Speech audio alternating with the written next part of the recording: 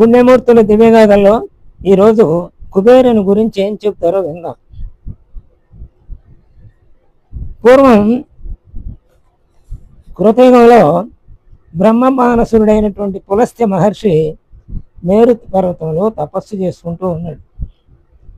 అతని తపస్సును విఘ్నం చేయటానికి ఇంద్రుడు గంధర్వ కన్యల్ని పంపించాడు, అలాగే అప్సరసలని పంపించాడు. అంటే పులస్త్య మహర్షి చరిత్రలో కూడా ఇది మనం చదువుకున్నాం. ఇప్పుడు ఆ పులస్త్య మహర్షిని గురించి, అంటే కుబేరునికి పూర్వులు అనమాట వీళ్ళు పులస్త్య మహర్షి. అందుకని కుబేరుని చరిత్రలో ముందు పులస్త్యుని గురించి వచ్చింది. సరే, ఆయన ఆ పులస్త్య మహర్షి తపస్సుని భగ్నం చేయడానికి అప్సరసులు అలాగే గంధర్వ కన్యలు వచ్చారు. వివిధ భంగిల్లో నృత్యం చేశారు, అట్లాగే పాటలు పాడారు. ఆ నృత్యం చేసేటప్పుడు ఆ పాదాల కదలికల శబ్దానికి పులస్త్య మహర్షికి ధ్యానభంగం కలిగింది. కళ్ళు తెరిచి చూశాడు, కోపం వచ్చింది. ఈ ప్రాంతంలో కనుక మీరు అడుగెడితే మీరు గర్భవతులు అవుతారు అని శపించాడు. అంటే ఇంకా వేరే అక్కడ పెళ్ళి అవ్వక్కర్లేదు, స్త్రీ పురుషులు కలవక్కర్లేదు. ఆ శాపం యొక్క మహిమ అలాంటిది. మీరు గర్భవతులు అవుతారు, జాగ్రత్త అని శపించేశాడు. వారు భయపడ్డారు, ఆశ్రమం సమీపానికి రావట్లేదు అన్నమాట. ఇలా ఉండగా రాజర్షి అయినటువంటి తృణబిందువు ఒక కూతురు ఈ ముని శాపం తెలియక అక్కడికి వెళ్ళింది. ఒకసారి పూలు కోసుకుంటుంది. వెంటనే ఆ కన్య దేహం తెల్లబారిపోయి గర్భాన్ని ధరించింది. మరి అమ్మాయికి ఏమీ తెలియదు కదా, అమాయకురాలు, ఈ విషయం తెలియదు. వచ్చి తండ్రితో మరబెట్టుకుంది. ఆయన అంటే తృణబిందు తన కూతుర్ని తీసుకుని పులస్త్య మహర్షి దగ్గరికి వెళ్ళాడు. అయ్యా, మీ ఆశ్రమం దగ్గర వచ్చి పూలు పోసుకుంటుంటే ఇలా జరిగింది అని చెప్పాడు. అయితే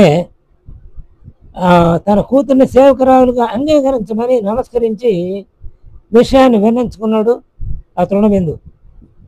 సరే, ఆయన అలాగే అని అంగీకరించాడు. ఇది ఇందులో కూతురిది దోషం లేదు, అలాగే ఆ పులస్త్యుడిది దోషం లేదు. తెలియని విషయం కాబట్టి ఎవరి దోషం లేదు. అక్కడ జరగవలసింది ఆ దివ్య ప్రణాళికలో భాగంగా జరిగిందనమాట. ఇక పులస్త్య మహర్షి దివ్య దృష్టితో విషయం తెలుసుకున్నాడు. ఆమె నిర్దోషి కాబట్టి సేవకి అంగీకరించాడు.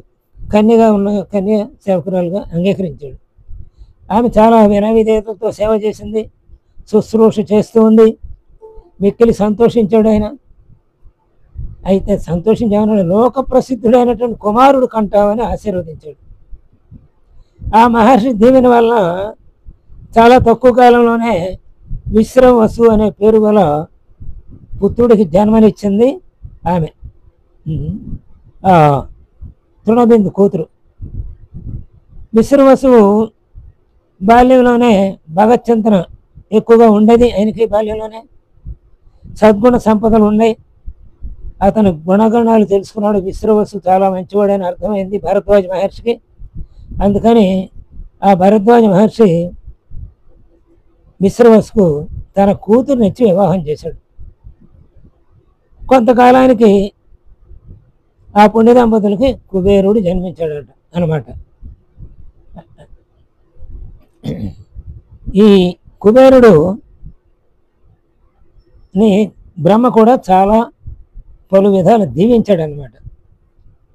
కుబేరుడు పెద్దవాడయ్యాడు, ఘోర తపస్సు చేస్తున్నాడు. బ్రహ్మ తన తపస్సుకు మెచ్చాడు, పుష్పమేమాన్ని ఇచ్చాడు, అపార సంపదలను కూడా ఇచ్చాడు. తర్వాత విశ్రవసు దగ్గరికి వచ్చాడు కుబేరుడు. మరి ఈ పొందిన విమానాన్ని అలాగే సంపదని చక్కగా అనుభవించడానికి తగిన స్థలాన్ని చూపమని కోరాడు అనమాట తన తండ్రిని. విశ్రవసు సరే, సురక్షితమైన ప్రాంతం ఏదంటే అది నగరం, లంకా నగరం ఉంది. అది సముద్రం చుట్టూ ఉంటుంది, దాని చుట్టూ ఆవరించి ఉంటుంది. అది చక్కని ద్వీపం, అక్కడైతే నీకు చక్కగా రక్షణ ఉంటుంది అని చెప్పాడు. అది అభేద్యమైనటువంటిది. మొట్టమొదటి రాక్షసులు ఆ నగరంలో నివసించేవాళ్ళు. అయితే విష్ణుమూర్తి భయం వల్ల అది ఖాళీ చేసి పాతాళానికి పోయారు, కాబట్టి అక్కడ వెళ్ళి నివసించు అన్నాడు విశ్రవసు కుబేరుని. సరే, కుబేరుడు వెళ్ళి అక్కడ నివసిస్తున్నాడు లంకలో. ఆ పుష్పక విమానం మీద కూర్చొని చక్కగా విహరిస్తూ ఉన్నాడు గగన మార్గంలో. ఒక రోజున ఇలా ఉండగా సుమాలి అనే రాక్షసుడు తన కూతురు అయిన కైకసి, సుమాలి కూతురు కైకసి, ఈ సుమాలి ఒక రాక్షసుడు, అంటే రాక్షస కూతురు అనమాట కైకసి, విశ్రవసుకి ఇచ్చి వివాహం చేయాలనుకున్నాడు. అంటే విశ్రవసు అంటే కుబేరుడి తండ్రికి. తన కుమార్తెతో విశ్రవసు ఆశ్రమానికి వెళ్ళి అక్కడ శుశ్రూష చేసి ఆ విశ్రవసుని మెప్పించి ఆయన భారీగా ప్రయత్నించు ఉండటానికి అన్నాడు. సరే, కైకసి తండ్రి ఆజ్ఞను పాలించి అక్కడికి వెళ్ళించి చక్కగా బజారు నడకలతో వెళ్ళింది. ఆయన చక్కగా సేవ చేస్తుంది. అక్కడ క్రీగంట చూపులతో నిల్చుండేది. ఇది చూసి సేవ చేయడానికి వచ్చిందే కదా అనుకుని, ఎవరు నువ్వు అన్నాడు. బ్రాహ్మణోత్తమ, నీవు దివ్యదృష్టితో ఎవరినో తెలుసుకోవచ్చు కదా అని. సరే పరిశీలించగా అంటే ఆయన దివ్యదృష్టితో పరిశీలించాడు. ఆమె తన తండ్రి పంపగా వచ్చిందని కూడా తెలుసుకున్నాడు. అందులో సంతానాన్ని తన ద్వారా పొందటానికి వచ్చిందని కూడా అర్థమైంది ఆయనకి. కాబట్టి అయితే బాగానే ఉంది, కానీ నువ్వు సరైన ముహూర్తంలో రాలేదు, అందువల్ల నీకు క్రూరులైనటువంటి రాక్షసులు పుడతారు ఇరువురు. ఆ తర్వాత మూడో వాడు మెచ్చగుణాలతో పుడతాడు, నీకు సత్కీర్తిని పొంది తెచ్చి పెడతాడు అని చెప్పాడు.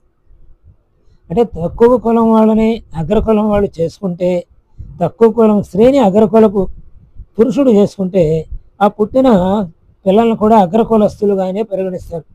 అందుకనే రావణ కుంభకర్ణాదులు ఇద్దరు కూడా రాక్షస స్వభావం కలిగిన బ్రాహ్మణ విశ్రవసు బ్రాహ్మణ పుత్రులు గారు. కాబట్టి కైకసి రాక్షసిదైన విశ్రవసు బ్రాహ్మణుడు కాబట్టి బ్రాహ్మణ వర్గంగానే భావించబడ్డారు వాళ్ళు.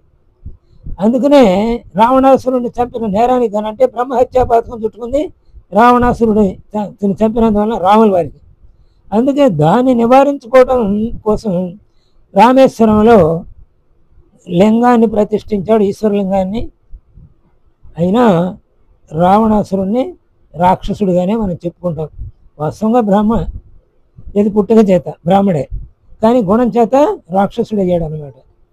కొంతకాలానికి తర్వాత కైకసి విశ్రవసుని వలన రావణ కుంభకర్ణలోను మరి విభీషణ అనే కుమారులు కన్నది. అంటే మొట్టమొదటేమో ఆ భార్య వలన భరద్వాజ మహర్షి ఇచ్చినట్టు కూతురు వలనేమో కుబేరుడు పుట్టాడు.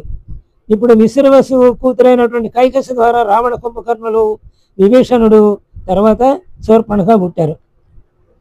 ఇలా ఈ ముగ్గురు శూర్పణఖ, రావణ, కుంభకర్ణులేమో రాక్షసత్వ బుద్ధులు కలిగి లోకంలో దుర్మార్గులుగా చిత్రీకరించబడ్డారు. దుర్మార్గులే, చిత్రీకరించబడటం కాదు, దుర్మార్గులుగా చెప్పబడ్డారంటే దుర్మార్గులే కాబట్టి. చిత్రీకరించమంటే మళ్ళీ కల్పించి చెప్పటం అలా కాకుండా వాళ్ళు ముగ్గురు దుర్మార్గులే. అలాగే ఆ దుర్మార్గాన్ని ఆ రచయిత వాళ్ళ దుర్మార్గాన్ని తెలియజెప్పాడు అంతవరకు. ఇక విభీషణుడు ఉన్నాడు, జన్మతః రాక్షసుడు అయినప్పటికీ అన్యాయాన్ని, అంటే జన్మతః రాక్షసుడు అంటే ఇక్కడ రాక్షస వాస్తవంగా ఈయన్ని బ్రాహ్మణుడే అని చెప్పాలి.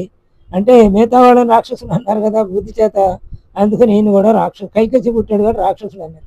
కానీ అగ్రకులంలో పుట్టాడు కాబట్టి తండ్రి అగ్రకులసుడే బ్రాహ్మణుడే అన్నారు విభీషణుడు కూడా. అయితే ఈయనకి రాక్షస లక్షణాలు లేవు కాబట్టి అన్యాయాన్ని, అధర్మాన్ని ఎదిరించాడు, అందుకనే మంచి పేరు తెచ్చుకున్నాడు. కాబట్టి ఏ కులంలో పుట్టినా జన్మతః వాళ్ళు సద్గుణ సంపన్నులైతే వాళ్ళు కీర్తింపబడతారు, మంచి పేరు తెచ్చుకుంటారు, లేకపోతే చెడ్డ పేరు తెచ్చుకుంటారు. ఇక కైకసి కుబేరుడు సంపదను చూసింది, కుబేరుడు విమానాన్ని చూసింది, ఇంకా ఆమెకి ఆగలేదు, సవతి కొడుకు కదా, అందుకని చాలా బాధ వేసింది, అసూయ వేసింది ఆమె. వెంటనే రావణుని పిలిచింది, కుమారా ఆ కుబేరుడి దగ్గర ఉన్నాయని సంపాదించి తీసుకురా, మనం అనుభవిద్దామంది. అందులో ఈ రావణుడు తల్లి కోరికను తీరుద్దాం అనుకున్నాడు, అందుకని కోరిక తీర్చాడు. ఇలా ఈర్ష్యాద్వేషాలు కలిగిన వాళ్ళు ఇతరులకు నష్టపరచడానికి ఏదైనా సరే చేస్తారు. ఆ చేసి అపారమైన నష్టాన్ని వాళ్ళే పొందుతారు చివరికి. ఏమైంది? చివరికి తన కొడుకుల్ని తానే పోగొట్టుకుంది, దుర్మార్గులైన తన కొడుకుల్ని. రావణాసుడు వెళ్ళాడు తల్లి ఆనత మేరకి కుబేరుడి మీదకి వెళ్ళాడు. అరే సోదరుడే, మన సౌతి తల్లి కొడుకే అని జ్ఞానం లేదు వాడికి. అమ్మాయి ఇలా చెప్పొచ్చా అని అనలేదు, వాడికి కైకసి బుద్ధులే వచ్చినాయి కాబట్టి. అందుకని వెళ్ళాడు, ఆ కుబేరుని ఓడించాడు. అయితే ఈ ఓడించే ముందు తపస్సు చేశాడు. కుబేరుడి మీదకి వెళ్ళినప్పుడు కుబేరుడు కూడా తనేమి చేయకుండా ఉండాలి కదా, హాని జరగకుండా ఉండాలి కదా. అందుకని ఘోరమైన తపస్సు చేశాడు బ్రహ్మ ద్వారా. ఆ బ్రహ్మ ప్రత్యక్షం అయ్యాడు. అయితే దేవతల వలన, అప్సరసల వలన, గంధర్వ వలన, రాక్షసుల వలన, యక్షుల వలన, ఎవరి వలన చావు రాకూడదని కోరాడు అనమాట. మరి కుబేరుడు గంధర్వుడు కదా, అందుకని రాకూడదని కోరాడు. అయితే మనుషుల వల్ల రాకూడదని అడగల, అందుకని అదే పొరపాటు చేశాడు. ఇప్పుడు కుబేరు నుంచి జయించాలి, అది తీసుకురావాలి కాబట్టి అంతవరకే గుర్తుంచుకున్నాడు పాపం. ఆ రకంగా ఆ వరాన్ని పొందాడు. అలా ఆ వరం చేత నెమ్మదిగా బ్రహ్మ ఈ కుబేరుడి మీద దండెత్తి, బ్రహ్మ ఇచ్చిన వరం మీద కుబేరుడి మీద దండెత్తి ఓడించి ఆయన సంపదని ఆక్రమించాడు, సంపదని స్వాధీనం చేసుకున్నాడు. ఆ స్థలాన్ని లంకని స్వాధీనం చేసుకున్నాడు, తరిమేశాడు. ఆ తర్వాత రాముడు లంకలో రావణుని మీద యుద్ధం చేసి ఆ రావణుని సంహరించిన తర్వాత పుష్పక విమానం మీద అయోధ్యకు వెళ్ళాడు. ఆ తరువాత ఆ పుష్పక విమానాన్ని ఆ అయోధ్యకి నుంచి మళ్ళీ కుబేరుడికి అప్పచెప్పడానికి పంపించేశాడు కుబేరుడికి. ఇది కుబేరుని చరిత్ర. కాబట్టి మనం రాక్షస బుద్ధులు కలిగితే, అంటే ఇతరులకు ద్రోహం చేయాలనే ద్రోహ చింతన మనకు కలిగితే ఆ ద్రోహం మననే కట్టి కుడుపుతుంది అని ఈ కుబేరుని చరిత్ర వలన మనకి తెలుస్తుంది. స్వస్తి.